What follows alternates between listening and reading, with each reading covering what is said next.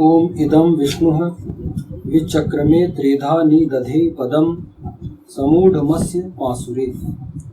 विश्वव्यापक ने विविध प्रकार से निर्माण किया इस पद का, तीन प्रकार से इस भली भांति तर्क संगत का निर्धारण किया अंतरिक्ष में।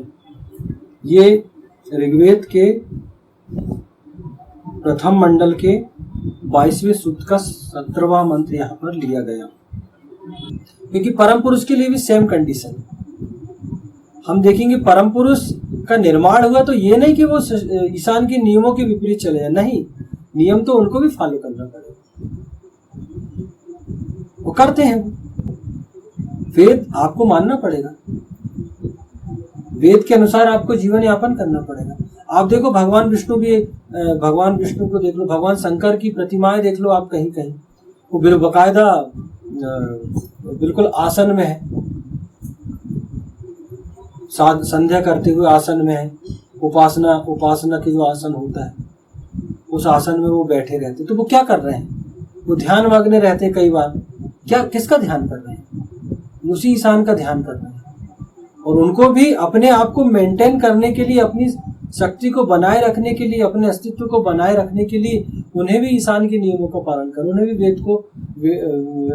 वेदाध्ययन उनका करना उनके लिए आवश्यक है। वैदिक जीवन उनको भी अपनाना पड़ेगा।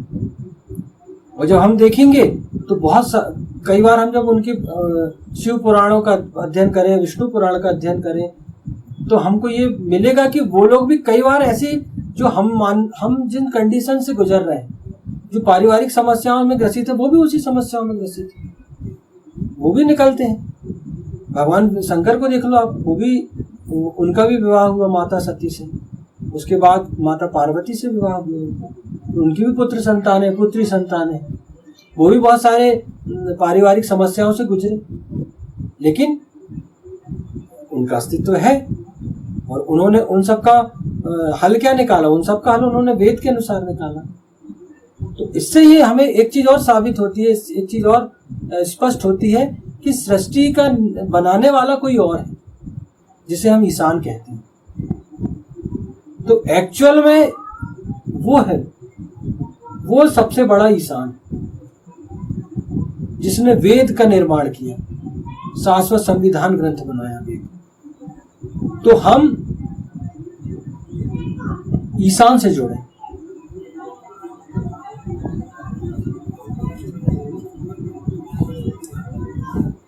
तीन प्रकार से इस भली भांति तर्क संगत का निर्धारण किया अंतरिक्ष में।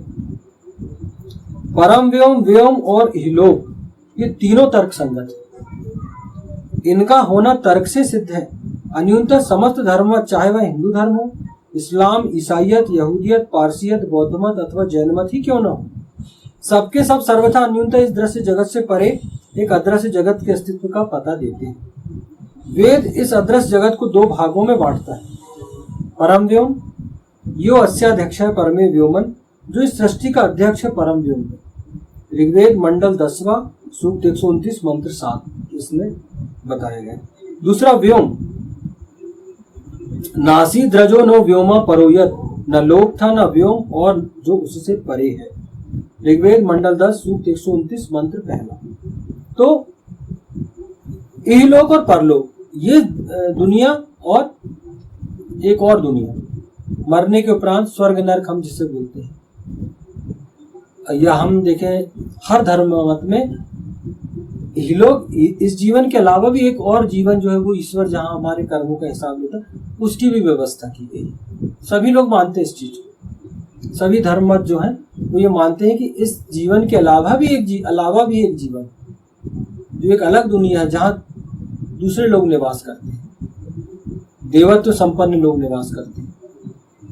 और वो उन्होंने हमें जो यहाँ भेजा हुआ है कि आप यहाँ किस लिए आए, आपके जीवन का उद्देश्य क्या है, आप यहाँ आकर आपने ईश्वर के नियमों के, ईशान के नियमों का पालन किया या नहीं किया, आपने सृष्टि को कुछ दिया या नहीं दिया, आपने क्या कर्म किए, क्या सत्कर्म किए, क्या दुष्कर्म किए, वो पूरी एक कुंडली तैयार होती है, जिसका हिसाब हमें, या जिसका जिसकी क्षतिपूर्ति हमें दिव्य जन्म में, जिसे हम हिंदू लोग दिव्य जन्म कहते हैं सनातन संस्कृति में, कि जब मरने के बाद जब एक दूसरा जन्म होता है उसे हम दिव्य जन्म कहते हैं, वहाँ हमें वो हिसाब देना है और उस आधार पर आपके स्वर्ग नर्क आपके डिसाइड होते हैं कि आपको स्वर्ग मिलेगा नर्क मिलेगी, हमारी मान्यता है। सभी लोग इस दुनिया के अलावा भी एक व्योम की और कल्पना करते हैं। आधुनिक परामनोविज्ञान में इसी अदृश्य जगत को ही परालोक, पैरावर्ल्ड, पैरा यूनिवर्स कहा गया है। प्रख्यात वैज्ञानिक और विज्ञान कथाकार आइजैक एसिमोव वैज्ञानिक आधारों पर यह मानते थे कि इस परालोक, पैरा यूनिवर्स का अस्तित्व है और उसे एंटी यूनिवर्स भी कहा जा सकता है, क्योंकि उनकी दृष्टि में वह अपदार्थ, नॉन मैटर का बना हुआ हो सकता है। तात्पर्य यह है कि विज्ञान परलोक के अस्तित्व का उस प्रकार बलपूर्वक सुदृढ़ खंडन नहीं करता जैसा कि साम्यवादी नास्तिकों ने अपने उत्थान काल में किसी समय घनघोर दुष्प्रचारित कर रखा था और उनके पिट्ठू जिसे अब तक किसी रट्टू तोते की भांति दोहराते फिरते थे। मतलब विज्ञान भी मानता है कि विज्ञान भी ये मानता है, परलोक के अस्तित्व को मानता है, यह खंडन नहीं करता। वो कहता हाँ कोई सृष्टि तो है, इसके अलावा भी कोई एक दुनिया है, विज्ञान भी मानता आज। लेकिन बीच में क्या हुआ, एक समय आया नास्तिकों का समय, कम्युनिस्टों का। उन्होंने घोर प्रचारित किया कि सृष्टि जो है, जो कुछ है यही दुनिया है। आज से हम देखते हैं 50 साल पहले, 60 साल पहले ये आम बात थी कि लोग अपने आप को नास्तिक कहते थे। नास्तिक होना बहुत गर्व का विषय होता था। लोग गर्व से कहते थे कि मैं नास्तिक हूं, मैं एथीस्ट हूं। और जो आस्तिक थे उनका लोग मजाक उड़ाने का प्रयास करते थे। तो क्या हुआ, रूस में क्रांति हुई थी, लेनिन और मार्क्स का उदय हुआ था, तो नया नया कम्युनिज्म आया था। तो उन्हें लगा कि भैया बहुत उत्थान हो रहा है, और वो ये कहते थे जो कुछ है यही दुनिया है। कम्युनिस्टों का ये था कि यही सब कुछ है, कोई इसके बाद कोई दुनिया नहीं होती, यहाँ आए हो तो सुख से रहो। तो उन्होंने बहुत अति किया उन्होंने, और उन्होंने ये दुष्प्रचारित किया कि कोई ईश्वर नाम की सत्ता नहीं। वो कहते थे ये सब आपका भ्रम है, ये गलत फहमी, क्योंकि ये सब कुछ नहीं होता है। तो वो एक काल था जब लोग कंफ्यूज हो गए थे उस समय, क्योंकि कम्युनिज्म का बहुत अधिक उत्थान हुआ था और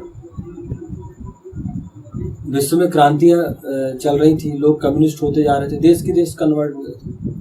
लेकिन बहुत सीमित समय में, बहुत कम समय में ज्ञात हुआ उनको कि हमने जो इस व्यवस्था को स्थापित किया है, एक्चुअल उस व्यवस्था ने हमको बर्बाद ही कर दिया, देश की देश बर्बाद हो गया। हम देखते रूस के कितने टुकड़े हुए, उस व्यवस्था ने टुकड़े कर दिए, क्योंकि वो व्यवस्था, कम्युनिस्ट की जो व्यवस्था है, वो सिर्फ आपको लेना सिखाती है, देना नहीं सिखाती। जबकि हिंदू धर्म की व्यवस्था क्या कहती है, शतहस्त समाहर सहस्त्र हस्त समकिर, सैकड़ों हाथों से बटोरना है और हजारों हाथों से वितरित करना है। ईश्वर ने आपको बनाया है, ईश्वर ने आपको वेद दिया है और आपको कहा है कि आपको इस वेद के अनुसार चल के अपना उत्थान करना है, और आप देने वाले हो, आप लेने वाले नहीं।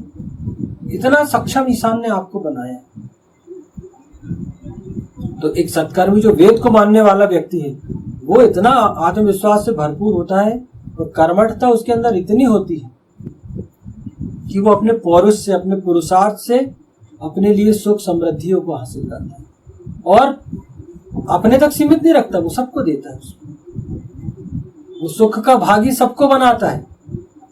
ये एक हिंदू की विशेषता है, एक सत्कर्मी की विशेषता है। लेकिन उसके लिए क्या होना चाहिए, उसके लिए आपको वेद को मानना ही पड़ेगा, क्योंकि वेद शास्त्र संविधान ग्रंथ है। जब आप वेद पढ़ोगे, वेदों की मंत्रों को समझोगे, तब आपको समझ में आएगा यार ये तो मेरे लिए बोली गई, इंसान ने जो व्यवस्था दी है मेरे लिए।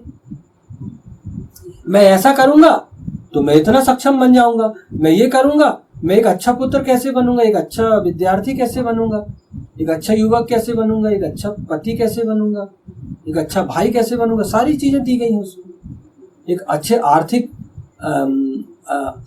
रूप से कैसे सक्षम होऊंगा, तो सारी व्यवस्था उसमें दी है। वेद पढ़ के कोई जादू नहीं होता। जब आप वेदों को पढ़ते हो तो वेदों को समझते हो, वो विशेषताएं आप अपने अंदर जागृत करते हो। वेद ये देता है। ईशान ने इसीलिए, ईशान ने ये जो सारी सृष्टि की व्यवस्था की, उसका मूल, उसका उद्देश्य क्या था? उसका उद्देश्य यही था कि मेरी जो संतानें हैं, जो बच्चे हैं, मेरे जो अंश हैं, ये जन्म ले तो ये बहुत भव्य जीवन जिए, बहुत जीवन में कोई दुख ना हो, सुख समृद्धि हो इनके जीवन में, और पूरी सृष्टि में जो लोग हो वो सभी सुखी रहे, कोई दुख ना हो, कोई तकलीफ ना हो। इसलिए उसने, ईशान ने ये व्यवस्था दी है। सृष्टि निर्माण की, सृष्टि पालन की, सृष्टि संहार की। तो अच्छे लोग होते सर्वाइव करते हैं, कई बार दुष्ट लोग आते हैं तो उनके लिए ईशान ने व्यवस्था दी है कि उनको दंड करना है, संहार करना है उनका। तो वो प्रोसेस सृष्टि के आरंभ से चली आ रही है। हमेशा सृष्टि का निर्माण होगा, पालन तो चलता ही रहता है, दुष्टता बढ़ती है तो संहार भी होता है, उस संहार के बाद फिर से सृजन होता है सृष्टि का, फिर नई नई चीजें आती हैं,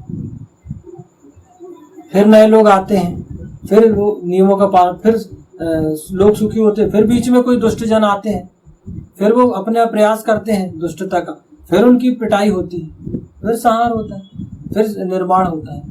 तो संहार का मतलब ये नहीं है कि सृष्टि का संहार हो जाए, नष्ट हो जाए, नहीं, उस दुष्टता को नष्ट करना है, उस जो विकार आ गया उसका संहार करना है और फिर से वही निर्माण करना है।